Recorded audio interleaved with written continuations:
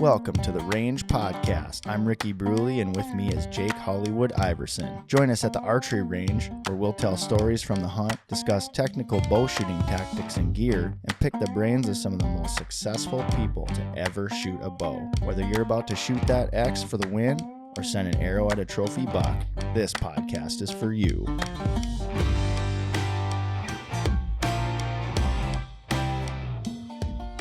The Range Podcast is brought to you by Vapor Trail Archery, makers of the best bowstrings money can buy, originators of limb-driven arrow rest technology, and innovators of Stokerized stabilizer systems. Welcome to The Range, everybody. I'm your host, Ricky Brule. I'm sitting here with my good buddy, Jake Hollywood Iverson, or my other son. Yeah, I thought you were going to say it, just your butt. Like, I'm just your butt. Yeah, man. Yeah, I'll take a beating over here. Thanks for joining us, everybody. If you want to watch this episode, you can find us on the Vapor Trail YouTube channel. Make sure you head on over, give us a like, subscribe, hit that bell so you can be up to date on all things archery. And, of course, if you're listening, make sure you give us a rating and a review. Only 5 stars will do. So today we've got a guest on, good buddy of ours, longtime friend. He also is a rep in the outdoor space. We'll let him kind of talk a little bit more about that. But I've been hunting with him. I cut my teeth bow hunting out west with him. A lot of what I've learned about western hunting, I've learned with him, killed a couple of bucks with him by my side and vice versa. So we've been on a lot of adventures, and we've got a lot of stories to tell. So Ben Guttormson, man, thanks for being here. How's it going? Yeah, no, man, it's going really good. Glad to sit down with you guys again. I dropped into the shop. I was in Minnesota last week for a family reunion, and Hollywood didn't even recognize me when I walked in. He greeted me like I was a customer. And then he's like, "Oh my God, it is Ben." The hair was too long, man. I was like, that looks just like Ben. There's no way. I need a haircut. I do. You can't see on camera right now. It's all on the back. So I don't got what Ricky's got going on, but got the flow. I need a haircut too, really bad. My wife was telling me about that the other day, but yeah, I got the standard. Hollywood came back, said, "Hey man, there's like somebody here to see you," and I was like, "Oh, God dang it, I got so much to do. I don't have time for this." And then I get up front and it's you, and I was like, "Oh shit!" So that was pretty wild, man. And typical Ben fashion, right? So just pop your head in. You know what I mean? Don't let anybody know you're coming, because then there's no obligation, right? Like you can just show up when you want and do whatever. So, but I hear that. I do the same thing. So, but yeah, that was pretty cool to have you come in, chatted for a while, and so yeah, why don't you tell all of our listeners? And we've had you on 2 other episodes in the past, but I think it was just a standard episode and then shiny objects, right? Yeah, we have I think you so. on. Yeah. No, I think we had you on once when you were in your studio there with those giant elk behind you, and then there was another time you were in your truck. He was actually working, yeah, driving, doing the rep thing. So we might have had you on like 4 episodes. Who knows? But we don't really do the shiny objects thing anymore. So I can't remember yesterday, but he's been on before. Yeah, couple times. Yeah. So yeah, cool. But so yeah, why don't you give our listeners just a quick little intro on yourself and just talk about whatever you want. Yeah. Well, I guess I live out in Montana.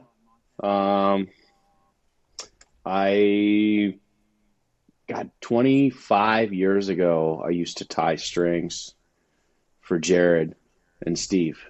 And I think I introduced you to them back in the day, didn't I? Yep. And you're still there. You're responsible. You're responsible for me. You can blame me. Here. Blame me. But yeah, I mean, I cut my teeth in archery in there, in Coon Rapids, Anoka, Blaine, that area right there, and got to know Jared and Steve and you through working for one of the big retail outlets, Sportsman's Warehouse, and then I had an opportunity to get out of the Midwest. We kind of fell in love with mule deer hunting out in the Dakotas with, you came out after I'd gone a couple times. I kept talking you into riding out with me because it was a long drive, and you get out there and it's like, it's good to have a sidekick when you're out there. And then you started getting the tag, and now you've been hunting, you've still been hunting it out in that country that we hunted. So, but I moved out west, and then, kind of dove into the sales side of the archery industry shortly after getting out west, and really haven't looked back. I'm with Outtech now, and we're working with some great brands, and have worked with numerous other brands leading up into now. So, but yeah, spend a lot of time in the field, hunt a lot, and just kind of enjoying all things out west. And man, I tell you that area that you guys are in, man, it's very different from when it was even when I was there. So yeah, but it's changed here too. I mean, I think everywhere has changed. So yeah, but I mean, it looks like you're still successful out there, though. Yeah, I mean, I put a lot of time in, and I'm not that great a hunter. I think it's just the amount of time you put in is what I mean, anybody that puts the time in to be successful is going to, find the outcome, and, you learn over time, and, it doesn't necessarily get harder. The challenges are just different, with a family, finding the time you need to be successful and everything. But no, I'm pretty happy with everything that I've been able to achieve. So, but yeah, man, you've got, I mean, for anybody who's watching this, they can see those giants you got on the wall there behind you. And speaking of that, you got yourself a dandy elk last year, and so we're gonna probably have you tell that story here maybe a little bit towards the end of the episode, and then we'll probably maybe get into maybe some good tips and tactics when it comes to just bow hunting in general. We got the antelope season coming up, so you might have some things you can talk about there, and then elk, and then of course I'm sure you're still doing mule deer and whitetails and all that. But first and foremost, we want to touch on one of the big brands that you're representing right now, and we just brought them into our pro shop this last year, and I think a big part of that is also just some of your involvement as well, just because anytime you pick up a bow or you pick up a brand and you advocate for it, you've got the skills and you've got the understanding of the technology and everything like that. So it's always good to listen up, right? And so, we're pretty happy to have brought in the Xpedition line of bows into our pro shop. And so we just thought maybe when you came in here, we were talking about it, we figured it'd be appropriate to discuss it a little bit more in detail. Yeah. And so why don't you tell us a little bit about the lineup and how that's been going for you? Definitely. No, I mean, Xpedition is a new line for me. I mean, I've worked with other brands like PSE and several others before that. And honestly, like, it's the bows are pretty impressive. The big call out that they have is the material. That's kind of the big difference. And they're using a magnite is what it's called, and it's an alloy, or some people call it a magnesium, but there's a lot more to it than just a magnesium. Effectively, it's material that's made in billets. So the strength and the integrity of the material is really high, and then it's machined out, and it's 30% lighter than other materials. It's got a vibration dampening property to it. It's being used in other facets of the industry. Like I think Trophy Line has a set of like stackable sticks for saddle hunting that they use, and it doesn't have like the metallic ting and really loud aspect to it like a lot of the other materials that are out there. So Yeah. There's a ton of work that's gone into making it what it is now. And it's, I mean, it stands out. There's a couple other manufacturers that are diving into it heavily.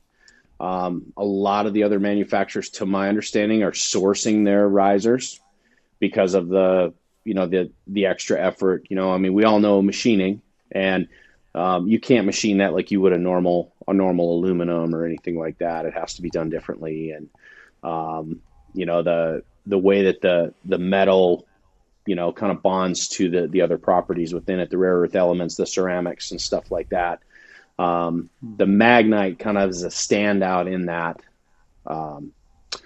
in that category of alloys that's out there because of the extra effort that they put into it. So it's people are trying to duplicate it, but with the way that they have the exclusive on the exact mixture of how that works, it's kind of an exclusive product to them. And I think moving forward, you're going to see that material used in other segments of the industry, be it firearms, and it's being used in the tree stand industry now and stuff like that. So, but the big thing on the bows, I mean, the Xpedition bows, and I mean, I'm coming from working with PSE, and the PSEs that I've shot, I've really, really enjoyed them. They've got a really talented engineering team, and the bows are phenomenal. And moving into the Xpedition, at first I was kind of reluctant because I'd kind of found a niche in the PSE stuff that I really like. But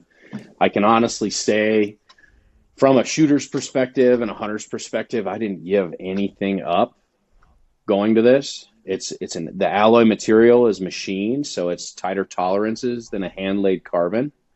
You got to think that the material itself, when you talk about something that's being handmade, you're going to find variances, one to the next. Well, with this bow, the Magnite pieces are machined in a machine that can, machine to the 100,000th tolerance.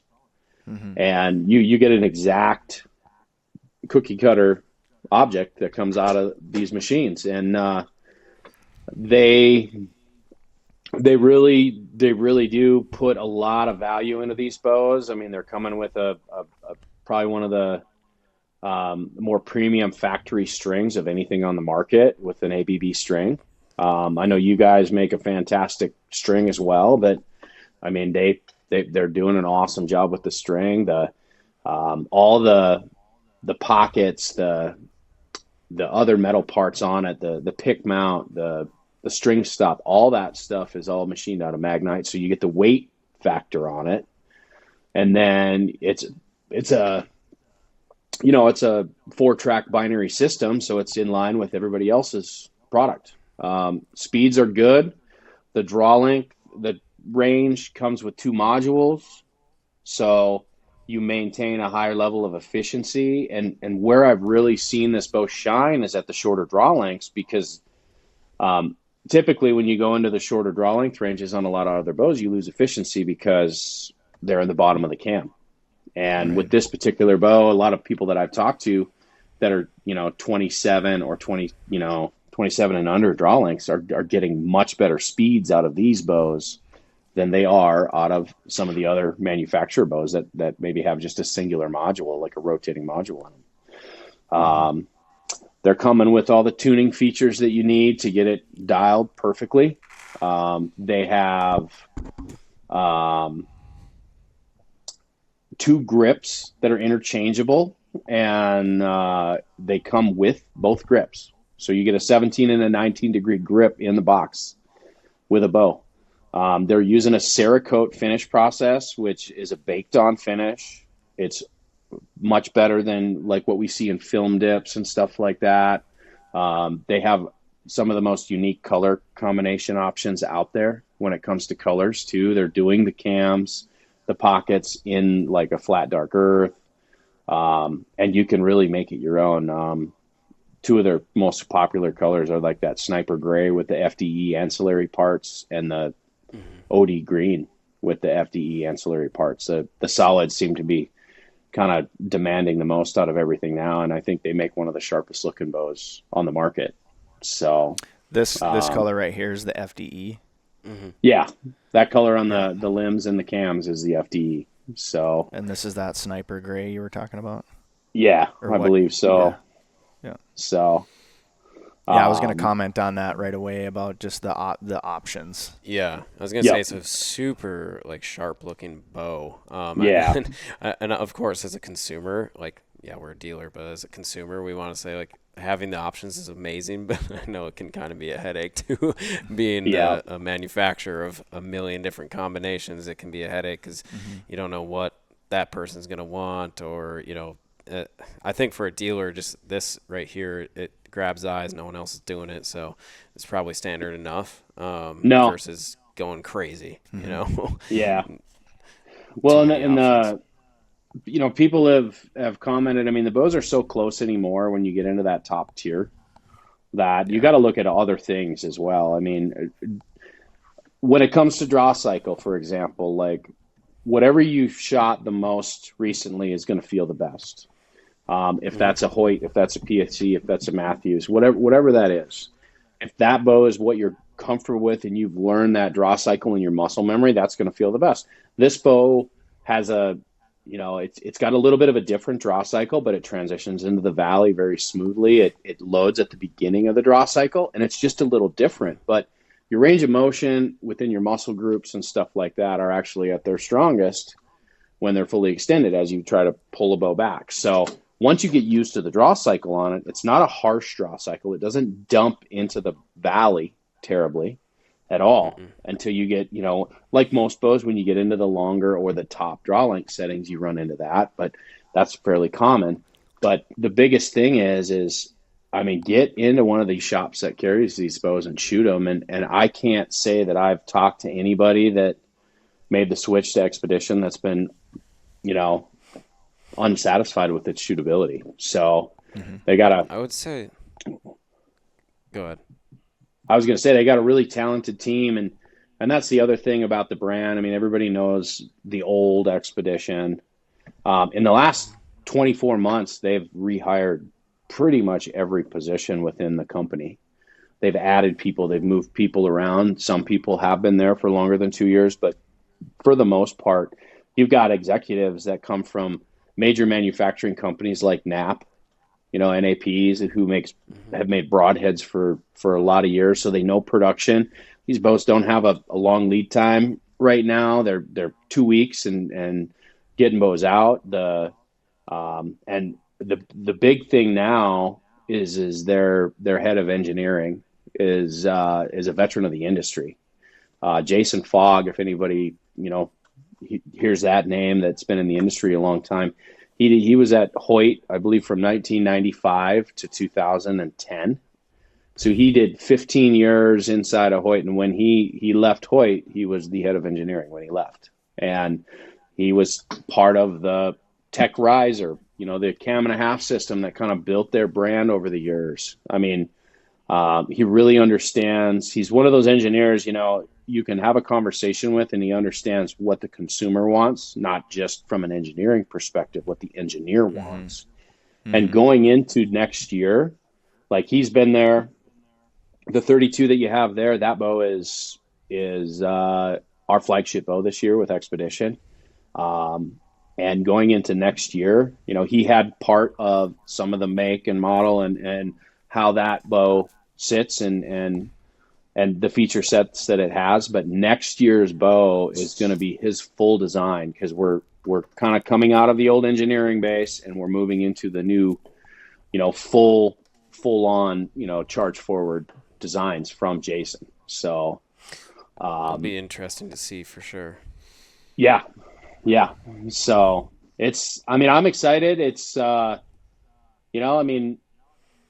there's cycles within the archery industry when you've been in it as long as like I have or Rick has. You see these cycles occur where, brands, can definitely get to the top and ride the top for a long time, but it seems to always be moving and changing. And I really feel with like their staff now that they have and the way that the bows are coming out, that they're really gonna capitalize on this moving forward. So if you haven't checked them out, man, you got to take a look at them and really, really drive get in and test drive one.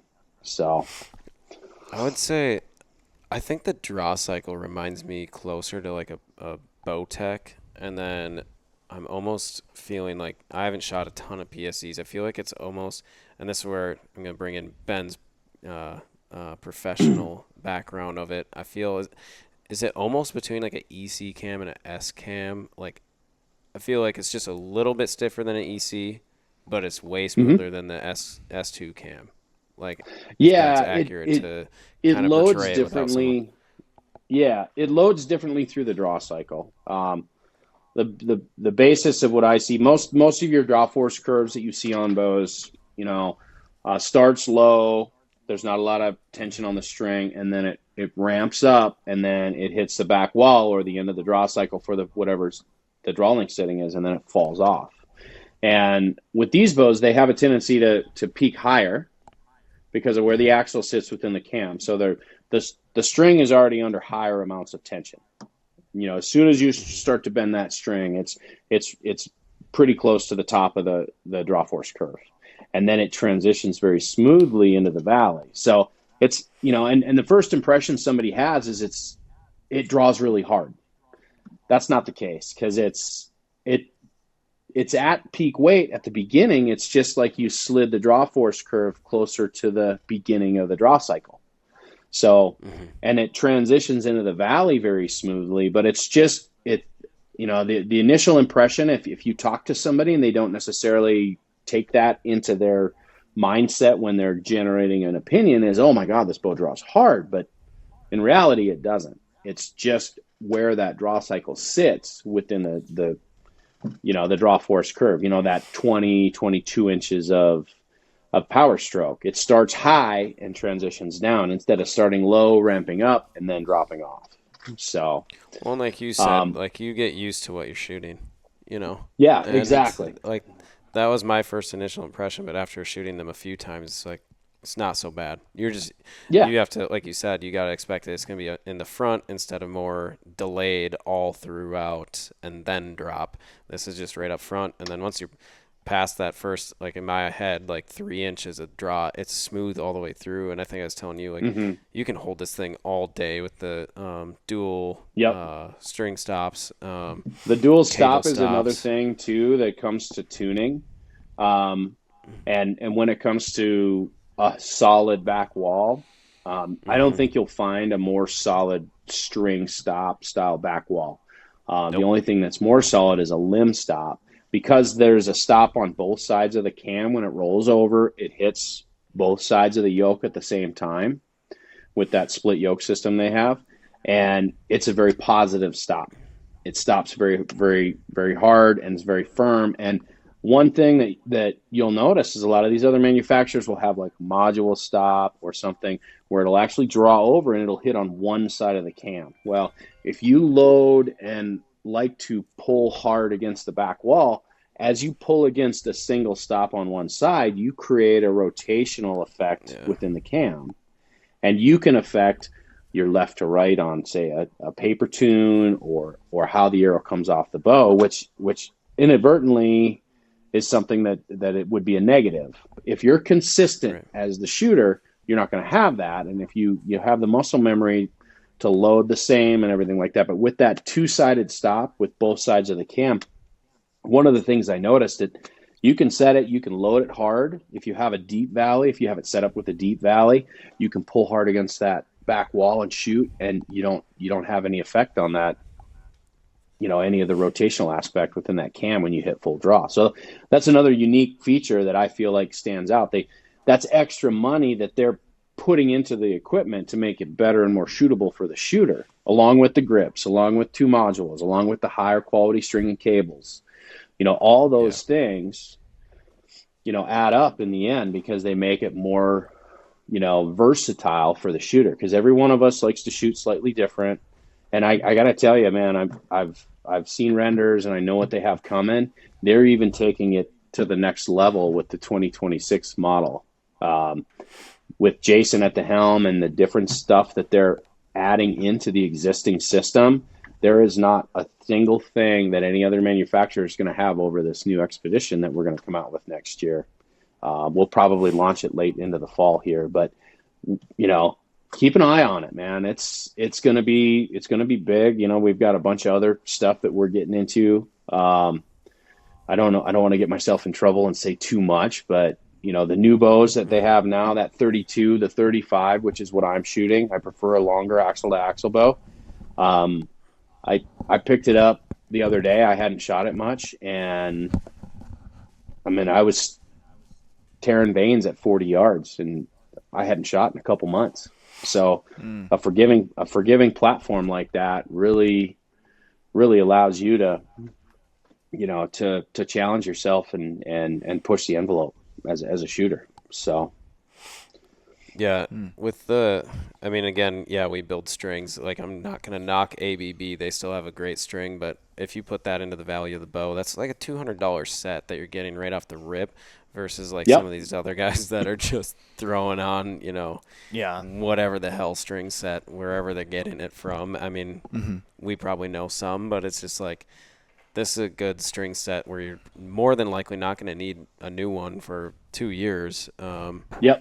Before you need to even worry about it, or if you have to worry at all, it's coming from a reputable company right off the bat. Yeah. And then I was thinking with that 35, that thing shot, now that I'm thinking about it again, for anyone that does shoot a dart, and I know they're not the most popular yet either, but seems it kind of holds the same way as that. But I still prefer that Xpedition over it, just because when you get into a 35, you got a lot more riser material.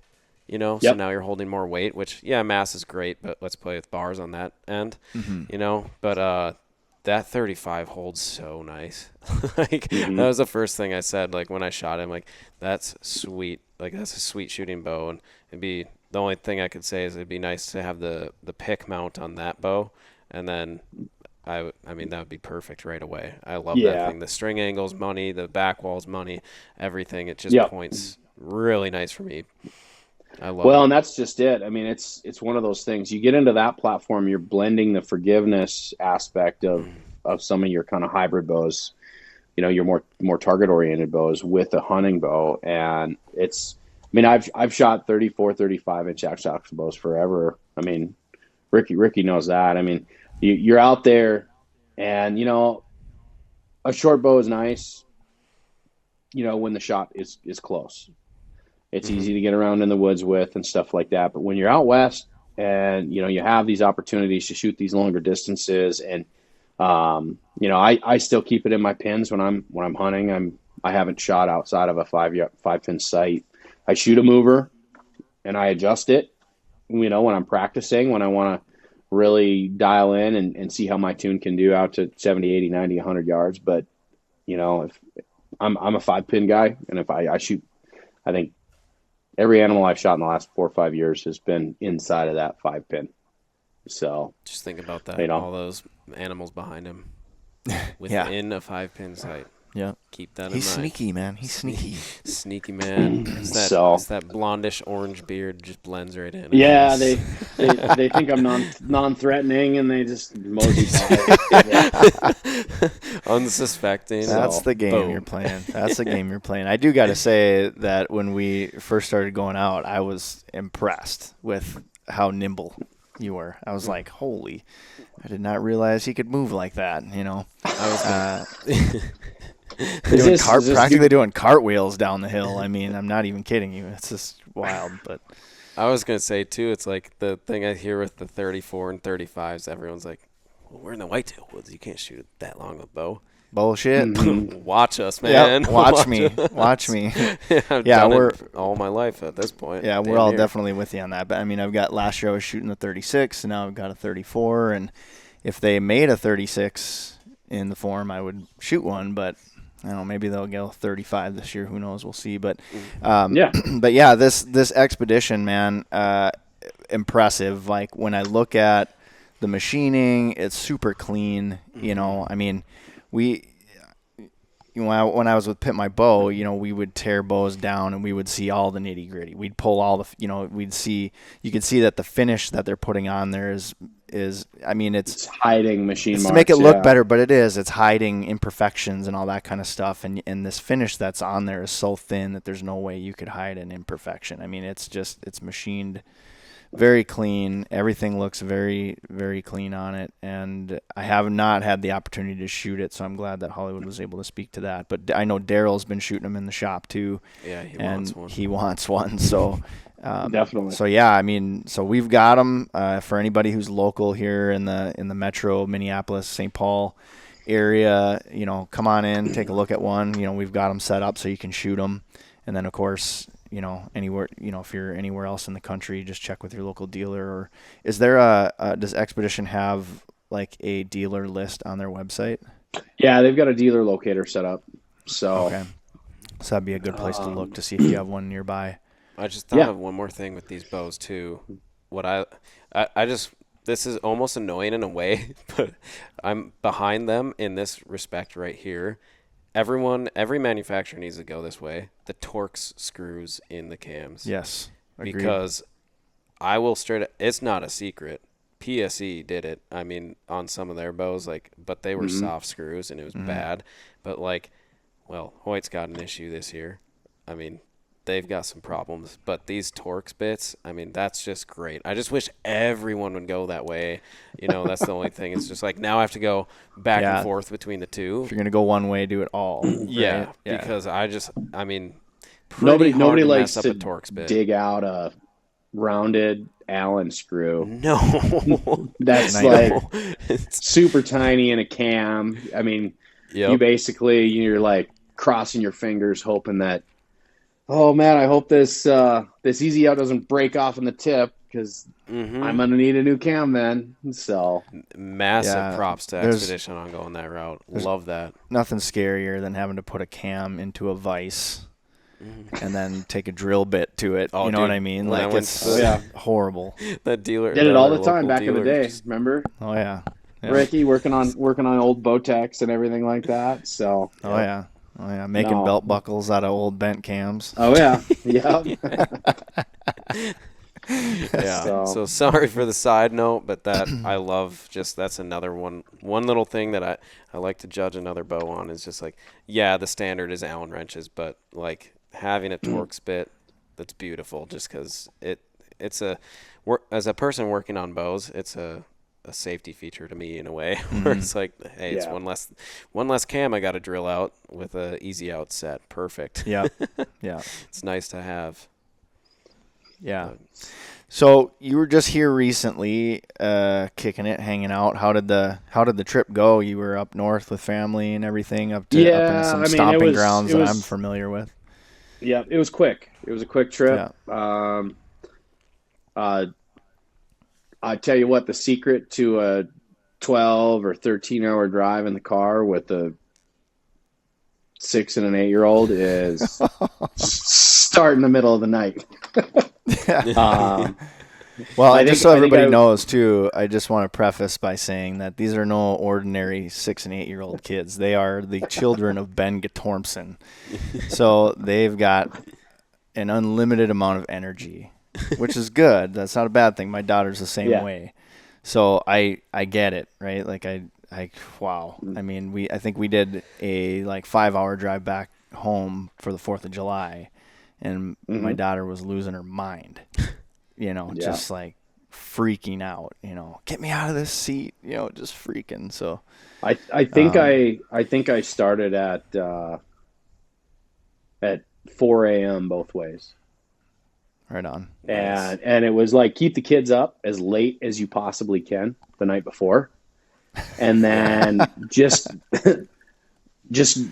lift them out of their bed with a blanket and shovel them into the back of the truck and drive. And my wife rolled her eyes at me on it. But when the kids wake up and you're already in North Dakota, coming from Montana, from central Montana, it's hey, we're 40% down already. And nice. And then, you stop, you have breakfast when they wake up, you do a big bathroom break, try to get everything done when you can, and then you jump back in the car, and it's like it definitely softened the blow. Like, and it was the same both ways. Coming from Minnesota, it was like central. We were almost to Bismarck by the time the kids woke up. Nice. That So drive sucks. Nice. Well, it does, you know, yeah. if your wife gives you a hard time again, if Maggie gives you a hard time, just remind her what our parents used to do, and at least you're not feeding them Benadryl to keep them drowsy like our parents did. Right. I can't say for sure that my parents did that, but I've heard about that, and I'm just like, oh wow, drug your kids. Yeah. Great. Yeah. Perfect. Put a little vodka in the. Yeah, I was just gonna say a little JD. Yeah. Right. Coke tastes funny. Oh. Yeah. Man. CPS is going to show up at your house now, Rick. Right, they are absolutely. We might have to edit that out. Well, they ain't got nothing on me, so I'm not worried about it. But well, so cool, man. Well, thanks for giving us the rundown on the bows, and then so we did promise earlier. You've briefly told me the story, but you said you got a really good story about this bull that you shot last year, and you without a doubt you always have something crazy that went on a hunt. Like, what was it, 3 or 4 years ago? You brought your kids out, and that's just, I love that story. It's just amazing. I'm excited to someday get my daughter out into the elk woods, you know. But so yeah, why don't you tell us that story about that bull that you shot? That was in Montana, right? Yeah, Montana bull on the breaks. Put my time in. So the first, few days of season, pretty quiet. Found a couple good bulls. Then a buddy of mine had killed a bull, or wounded it, I guess, over on the other side of the unit, and I basically said, "I'll be there. Let's go look for it. Just back off, stay as far back as you can." He made a close shot on a bull, and it was moving, and it was like 10 or 15 yards, and he still hit it back third, like right in front of the hams. And I mean, we all know that'll kill a bull, but it just takes time. You got to be patient. And so I went and helped him, and it took me a few hours to get over there, and I got over there, and then we went and looked, and I'm like, we're almost too soon. And then of course, as soon as I said that, we jumped that bull, and then I'm like, let's pull out. Well, let's come back in the morning. And we went back in the morning, and we found it. It hadn't spoiled.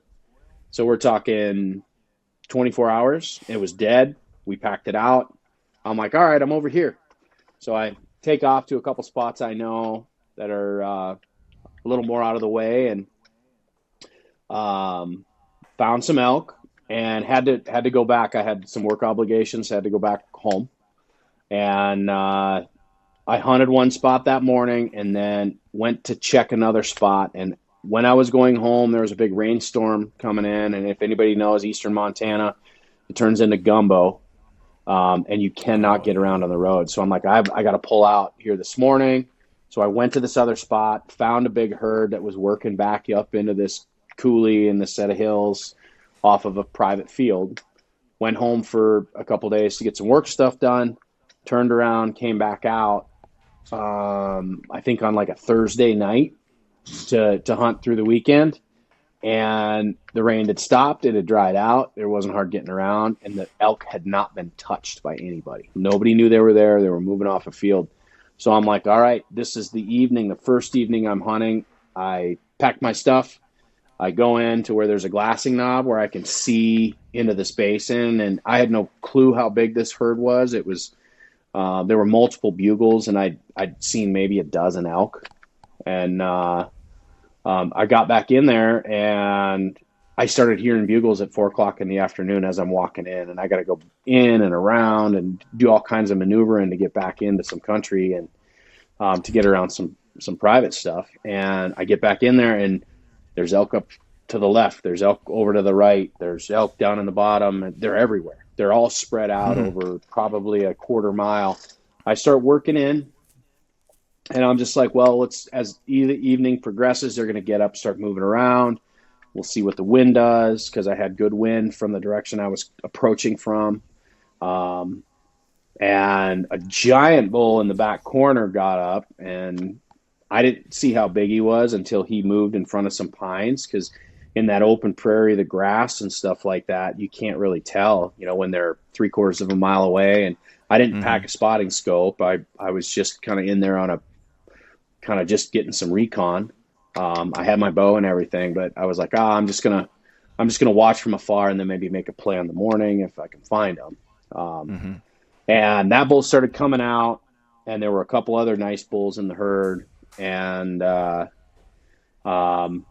I made a move as he was pushing a cow out to try to cut him off in a saddle, and he beat me to the saddle by about 100. I think when he went through the saddle, he was at 140 yards. And with all the elk around, I didn't want to be too aggressive and blow the whole herd out. So I kind of backed off, and then I followed them down, and they were approaching this stuff that was private. And what ended up happening is that big herd bull ended up squaring off with another big herd bull, and this third bull that was part of this herd ended up getting pushed off, and he started coming my way. And I really wanted to get on the herd bulls, but I'm like, that's a super respectable animal. And he came by just over a rise where I couldn't see his vitals, and he ended up showing his vitals like in the last few steps before he stepped into some cedars. And I was going to shoot him, but I wasn't prepared. Everything happened so fast, and he got by me, and then he dropped into one of those ravines. And you know what those ravines are like out in North Dakota? It's basically the same thing in the breaks. So those ravines are nasty, steep. Like you're reaching out with your hands, you can touch the ground behind you, and they're beat to the ground with cattle pasture or cattle traffic. And if there's any kind of moisture, they're slipperier than snot. So the bull worked over, and he got to the edge of the ravine and stopped. I didn't have a shot there, and then he dropped in, and I thought, well, that ravine goes right down in front of where those other big bulls are. So I'm like, I'm going to let him kind of work into that, and then I'll follow him and then go down the drainage. And I drop in, and I follow his tracks down that steep embankment. It was probably 20, 25 feet deep. And again, you're dragging your hand to keep from falling over as you're going down this thing. And I get to the bottom, and his tracks turn to the right and go up the draw. And these other bulls that are, trying to sort out who's boss are to the left. So it's like bugle fest off to the left. So I hook a left, and I start walking down through the bottom of this ravine. There's enough room, and it's not so nasty you can't get through it.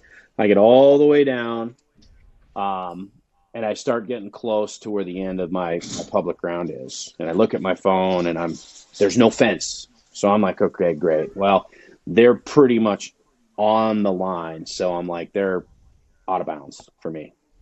So I thought, okay, maybe I'll go back and I'll watch and I'll see what happens, thinking that other bull that had come by me, that I said, oh, that's a good bull, I'll shoot that.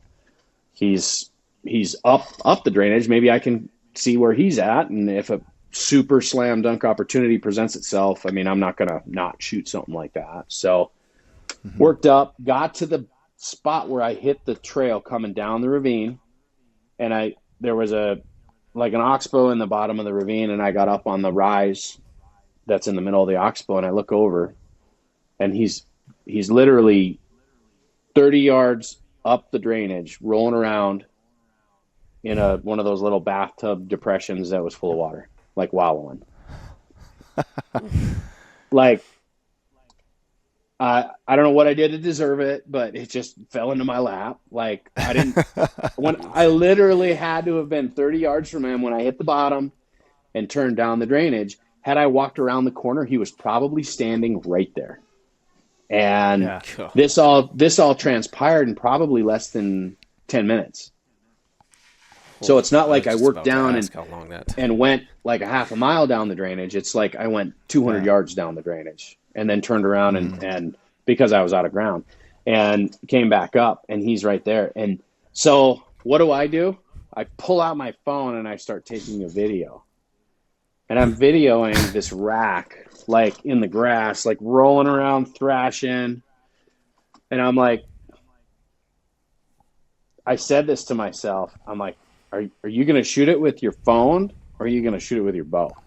Because when he gets up and walks out of that, I'm not going to have much time because my wind was actually going up the drainage. So, because my pursuit on those other bulls was what I wanted it to be, and this guy just happened to not catch my wind still yet. So I remember I set my phone down kind of hard on the dirt and grabbed an arrow out of my quiver and knocked it, and then I just ranged a couple things. So over the top of the bull where he was rolling was 33 yards. The bush that was to his left was like 30 yards. So if he goes out away from me, I figure I have about a 40-yard shot. If he comes toward me, it's going to be 20 or 30 yards. If he comes out parallel out of the bottom onto the bottom of the ravine, it's going to be 30, and that's exactly what he did. So when he got up, it was literally probably a 20-second to, oh my gosh, he's right there, to he gets up and walks out. He gets up, walks out. He's solid color.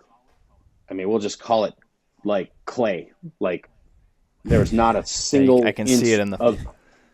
Yeah, there's a single. We're looking at the photo right now. Are you okay? He's just solid clay, and I was at full draw as soon as I saw him start to come out, and I didn't make a noise to stop him or anything. He stopped, and he kind of had his head up in that kind of like you see it in paintings and photos where they hold their head up real high, and it's almost like I don't know if they're testing the air. He could have winded me, anything. But I remember I saw his like nostrils start like flaring, and my pin was behind the shoulder shot, went completely through him, buried in the ground, 10 or 15 yards behind him, and he's up and out of the drainage like it's not even there. Like how an animal that size gets out of those places so fast is beyond me. But he gets up to the other side, and then he starts, I can hear his hooves, and I'm real quiet. He's going down the drainage, and then I hear silence. And then I hear kind of what I think is a crash, but I wasn't sure. So I was excited.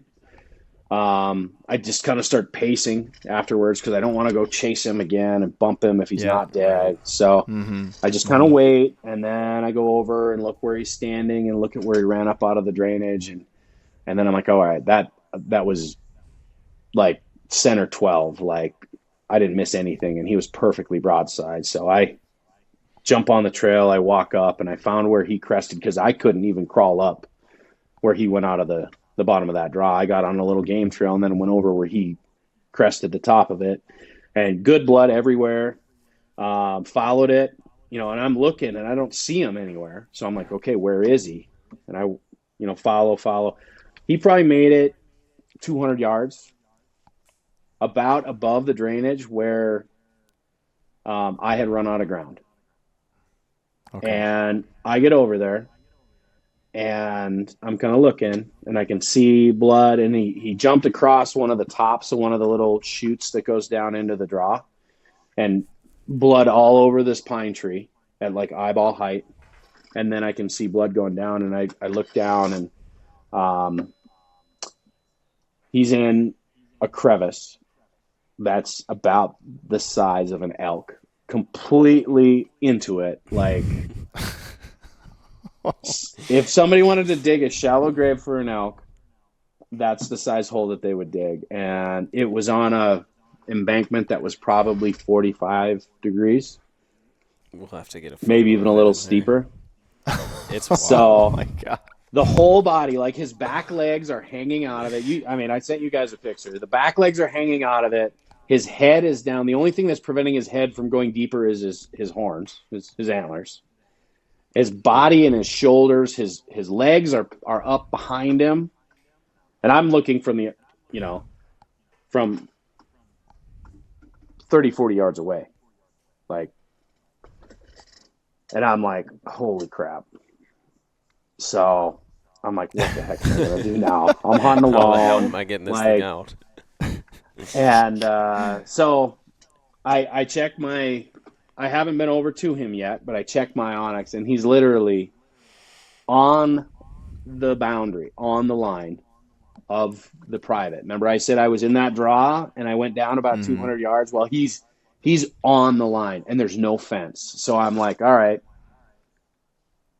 So I can't do anything with him like that. I have a light pack. I'm a couple miles in and I'm right on the boundary of this public-private. So, and it's last 30 minutes of light, So I'm like, okay, I hike back out 2 miles to my truck, 3 miles to my truck. Jump in my truck, drive up the road, 8 or 9 miles, 10 miles to where the what I think is the ranch. I knock on the door. It's now after dark because of the time that's perspired hiking out. I want to get permission to recover this animal, and I'm thinking maybe he'll give me permission to cross his property to recover it.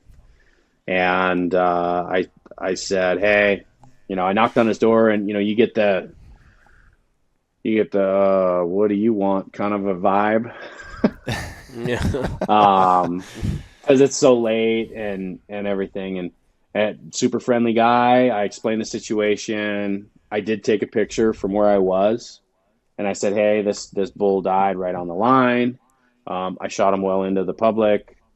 I'd be more than happy to go out and show you, but I'm checking to see if I can get permission to recover him because there is an offense, and based on the GPS, it's like within 10 feet of the line, and I don't want to ruffle feathers or anything like that. And I've had pretty good luck with that in terms of getting permission, like when it comes to recovery, and I don't float on the other side of the line at all, but I try not to hunt that close, but it happens. It just always seems like that's where they end up. So he said yes, and he said yes, I could cross.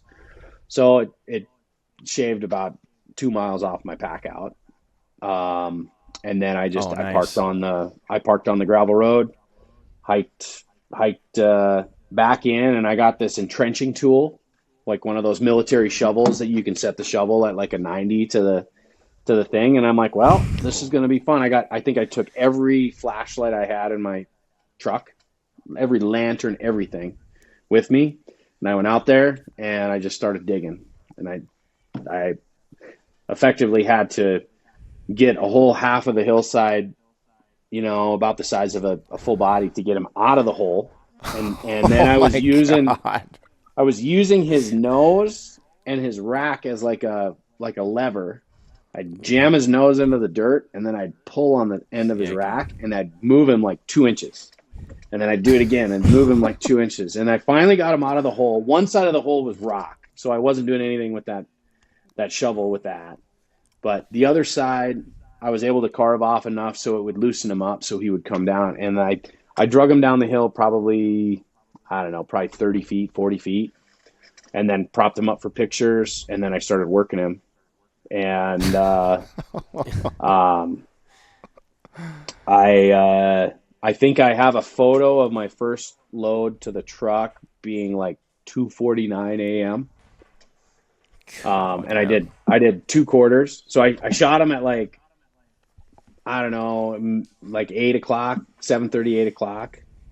And after getting him down and breaking him down, taking photos, 3 a.m. was the first load. So I had 2 quarters, a bag of back straps and neck meat, and the head to get out the rest of the way. And I think I had that all out by like, I don't know, probably 9 or 10 a.m. because I was able to cross his property. So, and I nice. Slept. Don't get me wrong. I didn't pull an all-nighter, but I think I went to bed at like 3:30, and I was still on like adrenaline high, and I couldn't sleep, and I think I woke up at like 6 a.m. and went in and did 2 loads in like 3 hours. So, good God. But okay, well that's good to hear, because I was thinking about that. I'm like, so wait, your first load was 2 and you didn't get done till 10. I'm like, that's a long wow. I mean, and again, I wouldn't be shocked if that's how long it took, but it's encouraging to know that you got a little bit of sleep in the I mean, if you're that far back, like further back, it's hard to sleep after you arrow one and everything else anyway. Oh yeah, dude. So for sure. But did you no, sleep on that dude's land then, or was it like no? you slept on back up in I your took truck? my truck and I slept in my truck back on a piece of like public that was up the road a little ways. So I didn't want to. You know, he was gracious enough to give me the opportunity to cross and to recover, and you know, you be as respectful as you can. And I took my truck and I drove up the road, got on some public land, and I just pulled over and I just slept in my truck. So, but it was fun. It was I mean, I've had some crazy experiences, and I still show people the picture of that bull in the hole that he died in, and they're like, "What?" I don't even know what I would do. So, and I remember services. Yeah, exactly. I remember I showed the landowner that picture of it in the notch that it ended up in, and he's like, "Oh man, you got your work cut out for you," you know. And I wasn't. Yeah, I was like, well, you got one of them big tractors, you know, with a big wheel. You can get up that draw, and you know, maybe on top, just lift him right out. That'd be awesome. So front end loader or something. Yeah, exactly. So that's crazy. So that whole time when you were going in and you were chasing these bulls, did you do any calling or anything like that, or was it primarily just you were, you know, spot and stock and anything to kind of put them at ease or anything like that? No, in my experience, the best scenarios when it comes to being a surprise is them having no recollection of anything being there, them having no, you know, I do call, don't get me wrong, I do call in certain situations, be it to maybe get a bull to come the next 10 yards or 20 yards. Sure.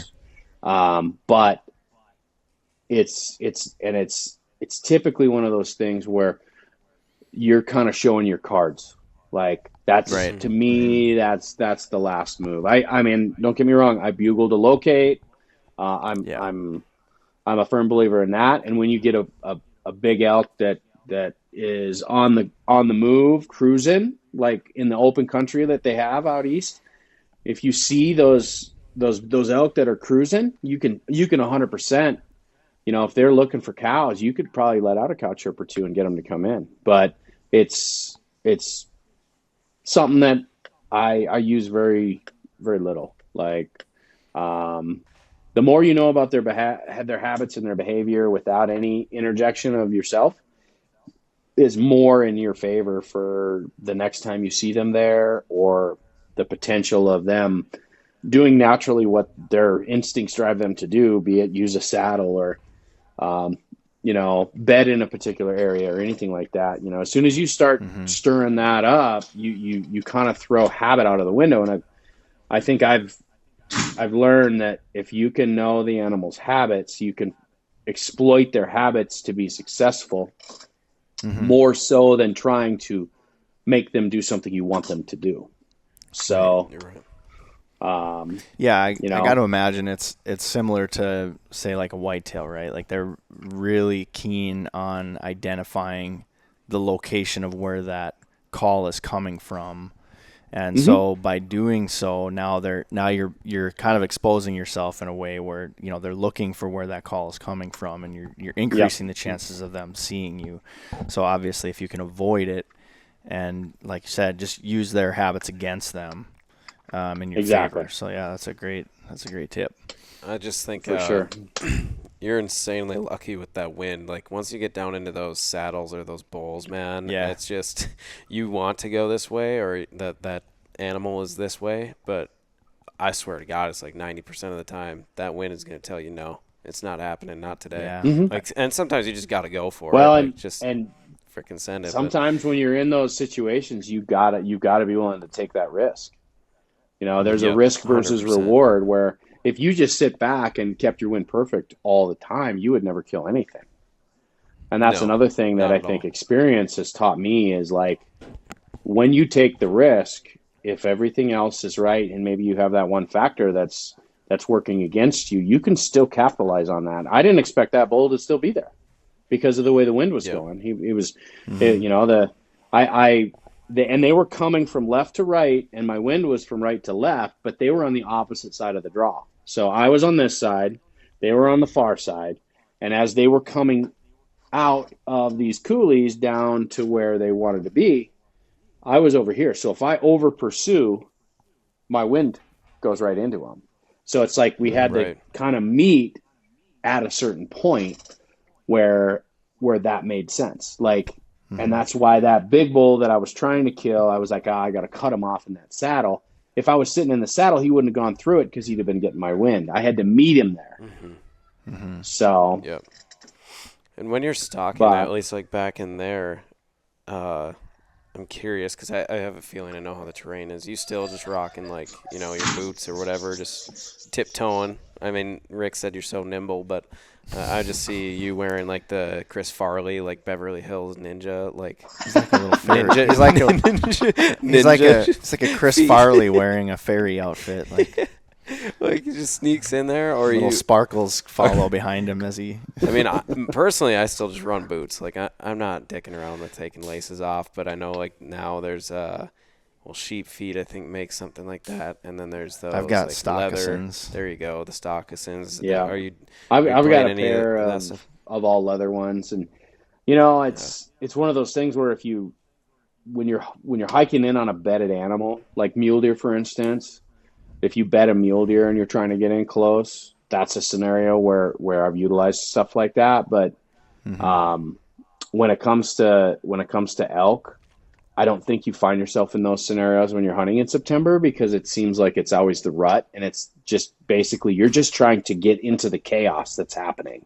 Yeah, I was gonna say. And once you're into the chaos, you just sit there and you wait for something to present itself. Where, you know, a mule deer stalk is a very dedicated stalk, and you have points that you're trying to meet within the terrain, and then you get to a point and noise can't be happening. Like when it's windy, you can get away with a lot. Right. When it's calm, you know, it's tough. So, but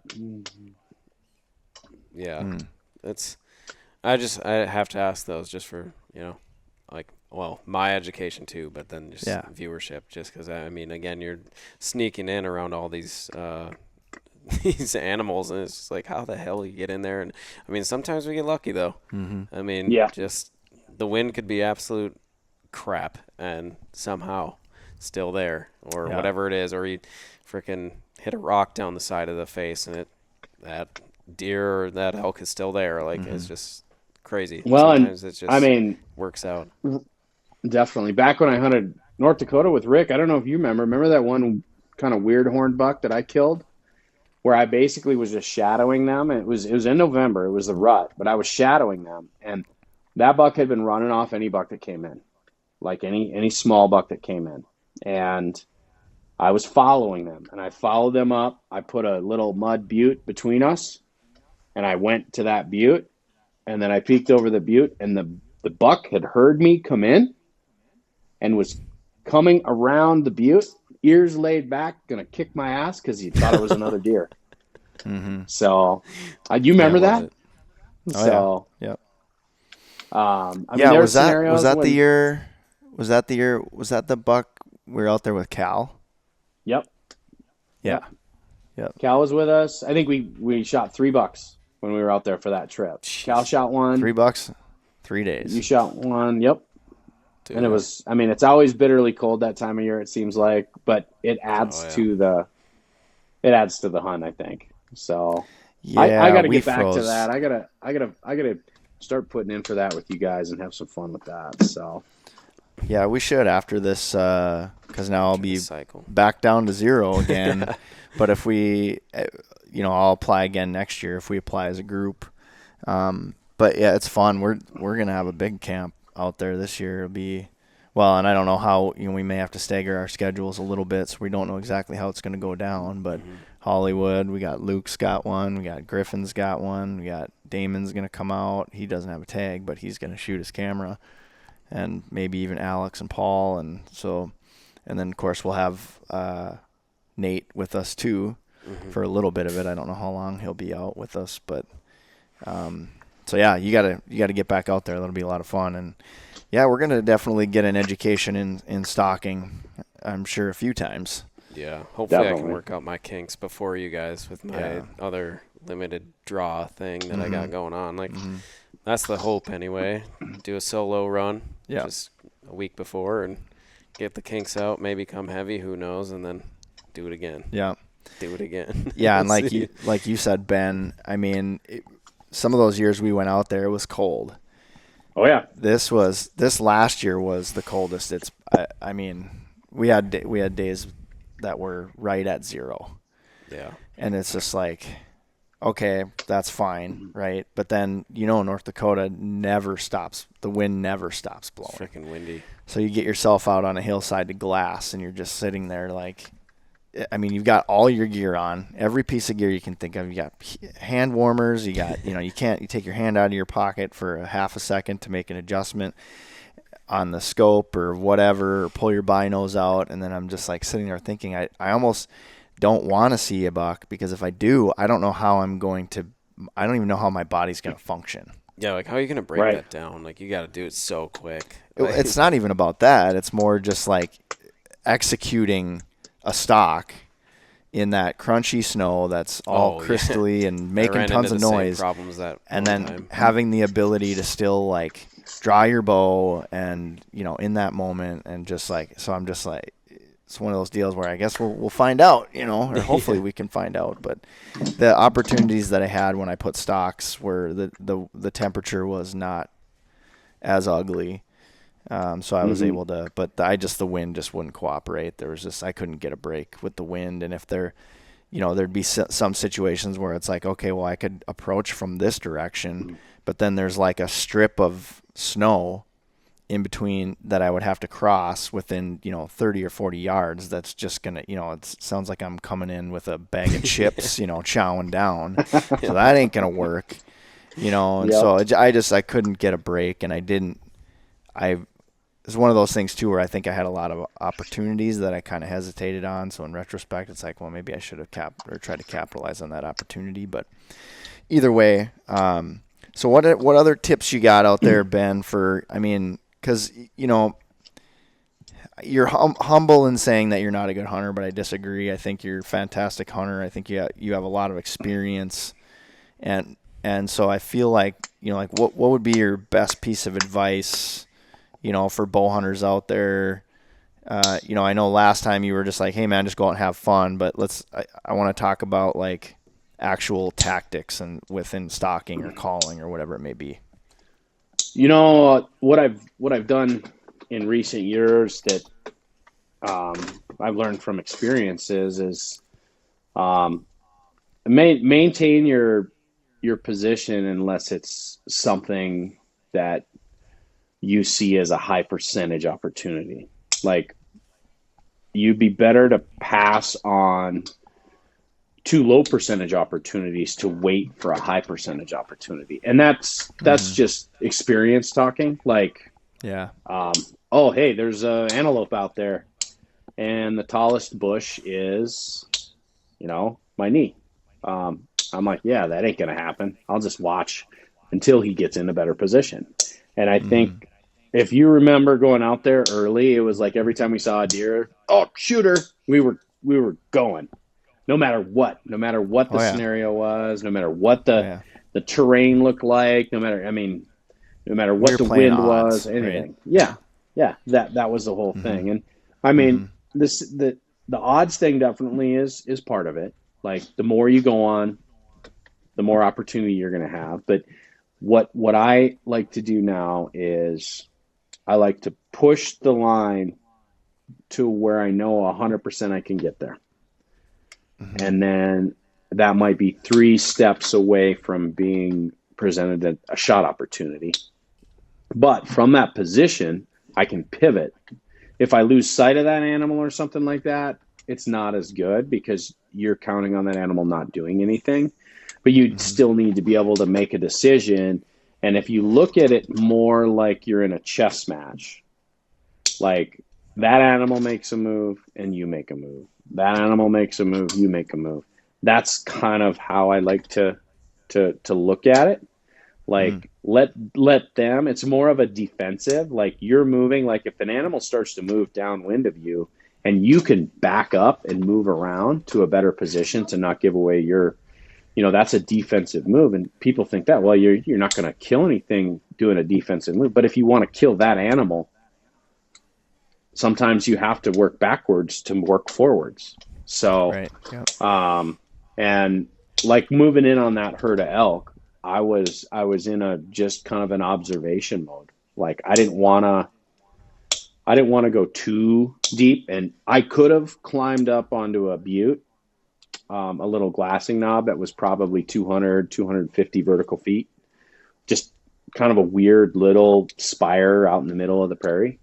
And I could put eyes on more of it, but I was so far from being able to make an opportunity out of it because I'd have to scale down that on the backside and then move around. I was too far removed from making that next move that would give me that opportunity.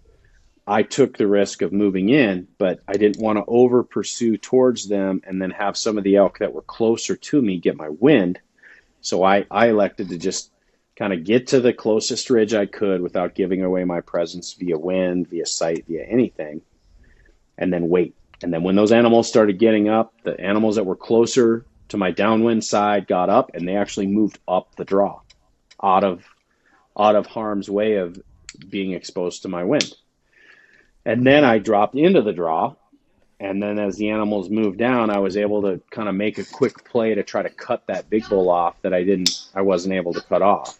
So, so it's honestly, it's moving slower, making more calculated moves, not, oh, there's a bugle in the basin, let's go down there and see. Mm-hmm. What I would say is, think about what that animal is doing. What time of day is it? What direction is he heading? Is he looking? Is he seeking cows, or is he just bugling in from a bed? Because if he's bugling from a bed, you're never going to sneak in on him unless you can see him. And when you're in a timbered basin, there's, you're running the high probability of blowing those elk out. When you know where he's at, you found him.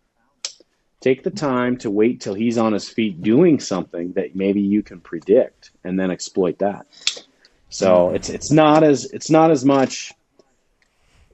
You're not throwing stuff against the wall to try to get it to stick. You're making very calculated moves, and I think a lot of people are pressed with the time situation. Like they have a 4-day weekend to hunt, so they want to have every opportunity fall in their lap. And honestly, I think that's where most of my success comes from, because I can work from anywhere. So I can still get work done from the field when it's needed to be done. And I can just put myself right back into those scenarios. And if I have one of those scenarios that presents itself where I need to be there when it happens, that's an excellent example of the time thing. Like, You if you're going for the weekend and you want to chase down every bugle you can, that's great. But if you go in and are calculated, that bull might be in a pattern that's exploitable, but the conditions may be better next time you're there. Instead of going in and blowing him out, maybe wait. Yeah. Right. I mean, and granted, a lot of elk get killed on low percentage situations. A lot of deer get killed just, I wouldn't call it by accident, but it seems like if you put the time in and kind of have a general understanding of what they're doing and make your moves based on that, and only put yourself in high probability situations, you're going to find that you're going to be a lot more successful than just trying to get the shit to stick to the wall. So yeah, I agree. I would say, all those years that we hunted out in North Dakota, we would always kind of start on like a Saturday, and then go through the weekend, the whole next week, and then, into the next weekend. So that gives you like 9 days. Or you can add days onto it if you want, or, you take Thursday, Friday off and you go Thursday, Friday, Saturday, Sunday, all through the next week. But yeah, I mean, to your point, that's probably one of the reasons where I was not successful last year, because I gave myself, I feel like, enough time but because of the weather, it knocked 3 days off right off the front of our hunt right away. Yeah. So then I'm feeling the time crunch, right? And so then probably, like I said, there's some opportunities that maybe I should have capitalized on, but then in retrospect and with what you were saying about being patient and understanding a high probability situation, I feel like that's where some of my experience shined, in that it was like, okay, I don't think it's a good opportunity. I don't think it's worth going 1.5 miles, to maybe have an opportunity once I get there. So let's just back out and let's be patient and let's watch. But then again, it got into kind of a time crunch. And so it was just like, even though I know my wind is not the best, I have to force this and try to make it happen. And again, just like you said, it's that time crunch. And if you can give yourself enough time, that would probably lead to a lot more success, without a doubt. Yeah, absolutely. 100% it does. So, well, that's a great piece of advice. And obviously, I think it goes without saying, but just as much time afield as you possibly can get, right? Because part of that, like you said, is with experience too. And I hear a lot of people, like especially people that have only been maybe bow hunting for, 4 or 5 years, they get frustrated because it's like, oh, it hasn't happened yet. It hasn't happened yet. I mean, I shot that one mule deer with you on Thanksgiving Day. That was in 2012. Holy, that's 13 years ago. And then I hunted North Dakota. Yeah, and then I hunted South Dakota for 3 years before I finally was able to make it happen. But I hunted the same area. I knew the deer were there. It was just a matter of finding the right one and getting the right opportunity. I put on some stocks, but not a ton. But it was a lot of scouting. It was like we tried this area, for a couple of days, didn't see nothing, then we'd move. And so it took a while even just to find a good spot. And it's even more difficult. I mean, even back then I had friends that were maybe a little bit more willing to give up some spots, or like kind of tell you about some good spots. But nowadays that's very coveted information. And I'm sheepish to even ask. So I'm just like, hey, can you just maybe point me into like a general area, and then I'll do my work and find it. But yeah, it's getting even more difficult. Plus now there's a ton more hunters too. Let me draw the state for you. Yeah. Somewhere in the state of Montana. That is where I hunt. Hunt there. So yeah, I mean it's I don't know where I was going with any of that, but experience. Yeah, I think like for me, it's got to be the right situation. But for like us Flatlanders, us Midwesterners, us non-residents, you only get every so many years before you can go and do it again and do it again. Like it's good. You can practice in the whitetail woods to a certain extent, running, winds and that sort of thing. But then like out there on the first like mile in, if I run into like a doe, like, I mean, I'm trying to think of a time I've ran into like a decent buck, like up front at all, or a buck at all. But like if I run into a doe, I'll try and just stalk with that just to like, all right, let's knock the rust off. Let's see how dumb I can be, or let's see how close I can actually get to her. And then when I get in the actual moment, with, something I actually want to get, then it's hopefully worked itself out. But practice on stalks and everything, just, you got to bust a few to figure out what the hell went wrong and do a little after action report. What did you do that effed it all up, and just learn from that. Experience is huge. Right. Exactly. Knowing what to do and what not to do. Hold on one second. Gotta cut your teeth. He got disconnected. Is it raining out yet? Dude, that was insane. Yeah. Bye, Ben. That freaking thunder, dude. It had to have struck the building. I mean, it shook the floor. I know. I thought like one of the units, like AC units, just exploded. I was like waiting for some heat to come down. But that was heavy duty, man. I was like, I think we both looked at each other like, what the heck was that? I saw Luke's face over there. I'm like, all right, well, I'm putting my life in his hands right now. Yeah. So, if there's a fire, just tell me. I'll move then.